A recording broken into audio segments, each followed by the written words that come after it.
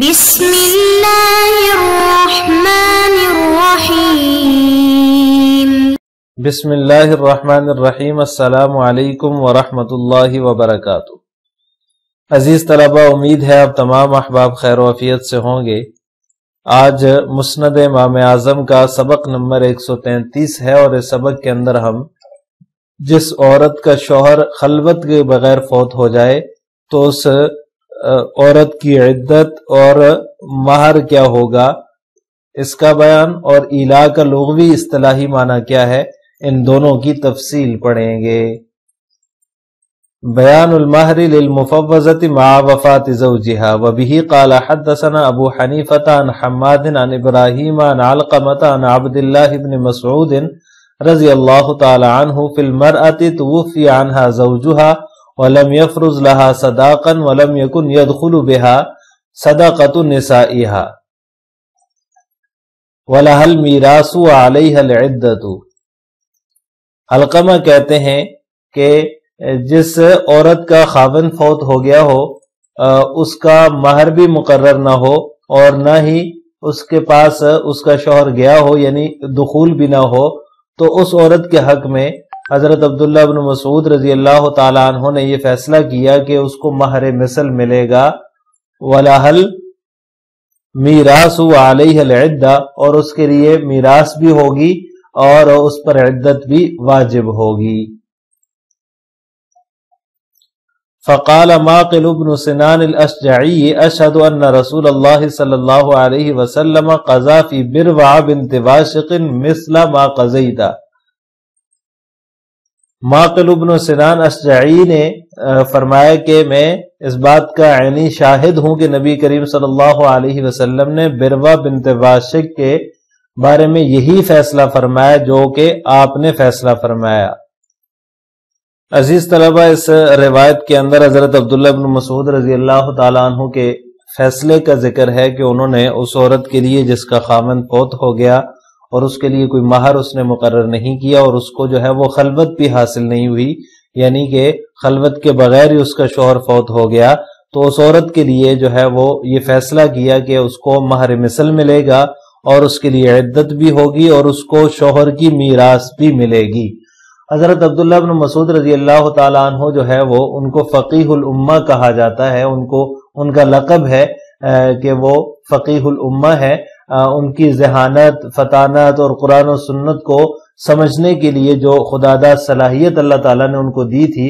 اس کے نتیجے میں وہ جو فیصلے فرماتے تھے، اور اس کے ساتھ ساتھ وہ آپ صلی اللہ علیہ وسلم کی دعاؤں کا مصداق بھی تھے۔ آپ صلی اللہ علیہ وسلم کی رفاقت اور ہمنشینی بھی ان کو حاصل تھی، اور وہ سفر و حضر کے ساتھی تھے، وہ بھی جو ہے وہ ان کو یہ چیزیں بھی حاصل تھیں، یہ فضیلت بھی حاصل تھی۔ تو جس چیز کے بارے میں وہ فیصلہ فرماتے تھے، تو صحابہ کی جماعت میں سے اکثر جو ہے وہ فیصلے اکثر صحابہ کرام ان کے فیصلوں کو مستند سمجھتے تھے۔ تو اسی طرح یہ فیصلہ بھی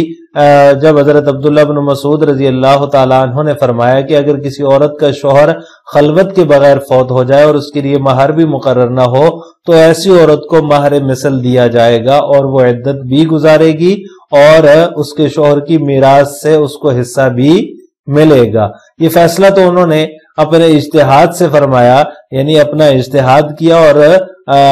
اپنے اجتہاد سے یہ فیصلہ فرمایا۔ جب یہ فیصلہ انہوں نے فرمایا تو وہاں پر جو ہے وہ ماقل بن سنان اشجعی موجود تھے۔ انہوں نے کہا کہ آپ صلی اللہ علیہ وسلم نے جو ہے وہ بروا بنت واشق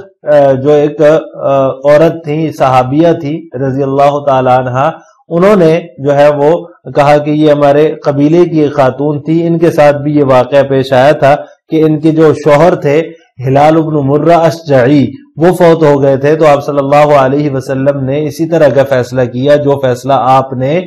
جو ہے وہ فرمایا ہے ایسی عورت کے لیے جس کے ساتھ شوہر کو خلوت حاصل نہیں ہوئی اور اس کا کوئی مہر مقرر نہیں ہے، تو اس کے لیے جو فیصلہ آپ نے فرمایا، اسی طرح کا فیصلہ آپ صلی اللہ علیہ وسلم نے بروا بنت واشق کے بارے میں فرمایا، تو لہٰذا ان کا اجتہاد صحیح ثابت ہوا، اور ان کو نبی کریم صلی اللہ علیہ وسلم کی موافقت حاصل ہو گئی۔ بیان الإیلاء والخلع وبه قال حدثنا ابو حماد عن ابی حنیفة عن حماد عن ابراہیم عن علقمة قال في المولی فیئه الجماع الا ان يكون له عذر ففیئه باللسان۔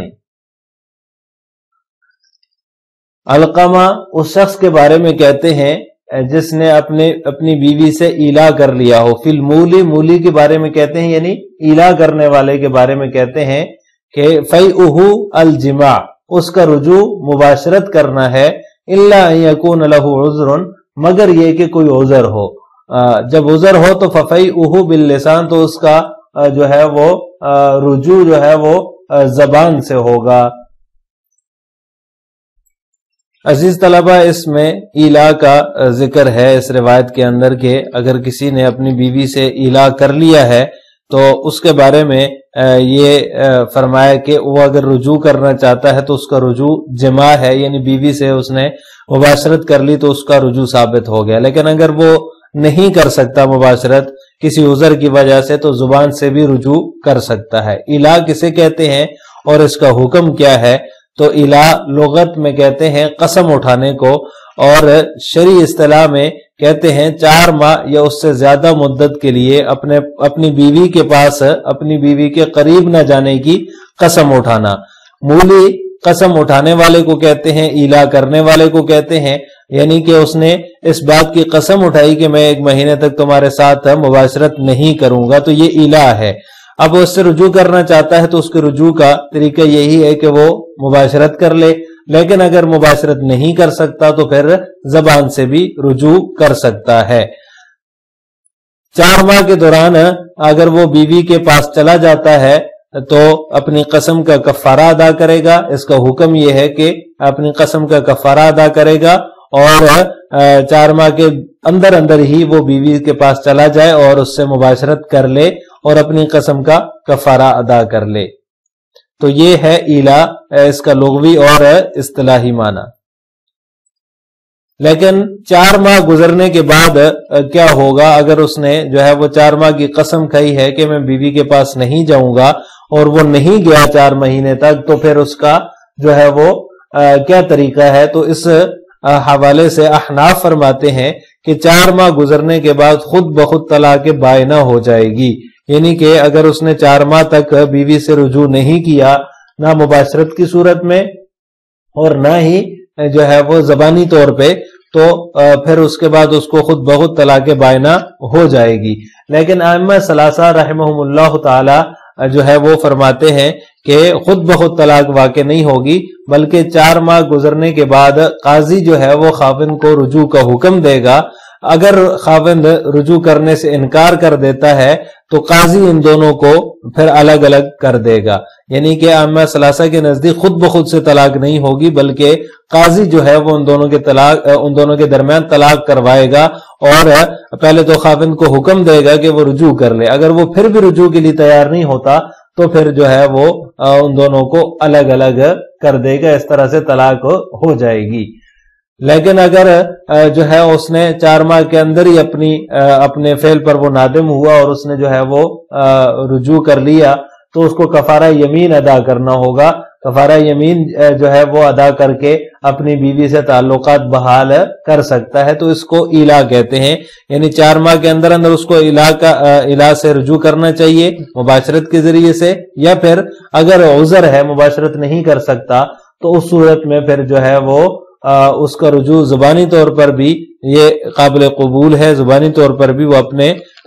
قول سے اپنی قسم سے رجوع کر لے، لیکن اس صورت میں پھر اس کو جو ہے وہ بیوی کے پاس جانے کے لیے کفارہ یمین ادا کرنا پڑے گا۔ کفارہ یمین ادا کرے گا تو پھر اس کا رجوع جو ہے وہ رجوع شمار ہوگا۔ ویسے اس کا رجوع جو ہے وہ زبانی طور پہ کر لیا یا پھر مباشرت کی صورت میں کر لیا، تو پھر اس کے بعد اس نے کفارہ یمین بھی ادا کر دیا تو اس کا رجوع شمار ہوگا اور وہ اپنی بیوی کے پاس دوبارہ جا سکتا ہے۔ اس کو ایلا کہتے ہیں۔ یعنی کہ اس حدیث کے اندر جو ہے وہ اس کا حل موجود ہے، یعنی کہ غصے میں آ کر یا کسی بھی ناچاکی کی صورت میں اگر خاوند جو ہے وہ اس طرح کا قدم اٹھا لیتا ہے، اس طرح کی حرکت کر بیٹھتا ہے، تو کیا اس کا انجام صرف میاں بیوی کی جدائی ہے یا پھر کوئی شریعت میں حل بھی موجود ہے؟ تو اس کا حل یہ ہے کہ وہ اپنی بیوی کے پاس چلا جائے مباشرت کے لیے، یا پھر یہ ہے کہ عذر کی صورت میں وہ مباشرت نہیں کر سکتا تو پھر زبانی طور پر رجوع کر لے۔ رجوع اس کا زبانی طور پر رجوع بھی کافی ہوگا، اس نے اپنی قسم کو توڑ دیا ہے، قسم کو توڑنے کی وجہ سے کفارہ یمین ادا کرنا پڑے گا، یہ اس حدیث کا مطلب ہے۔ لہٰذا آج کے سبق کا خلاصہ یہ ہوا کہ ہم نے خلوت کے بغیر شوہر فوت ہو جائے تو عدت اور مہر کا کیا حکم ہے، اور اسی طرح ایلا کا لغوی اصطلاحی معنی اور حکم کی تفصیل پڑھی ہے کہ ایلا کا لغوی اصطلاحی معنی کیا ہے اور اس کے حکم کی کیا تفصیل ہے، اس کا بیان ہم نے آج کے سبق میں پڑھا ہے۔ آخر میں آپ سے 2 سوال ہیں۔ نمبر 1، جس عورت کا شوہر خلوت کے بغیر فوت ہو جائے تو اس کے لیے مہر ہوگا یا نہیں؟ نمبر 2، ایلا کے لغوی اصطلاحی معنی اور حکم کیا ہے؟ ان دونوں سوالوں کا جواب آپ نے کمنٹ باکس میں دینا ہے۔ السلام علیکم ورحمۃ اللہ وبرکاتہ۔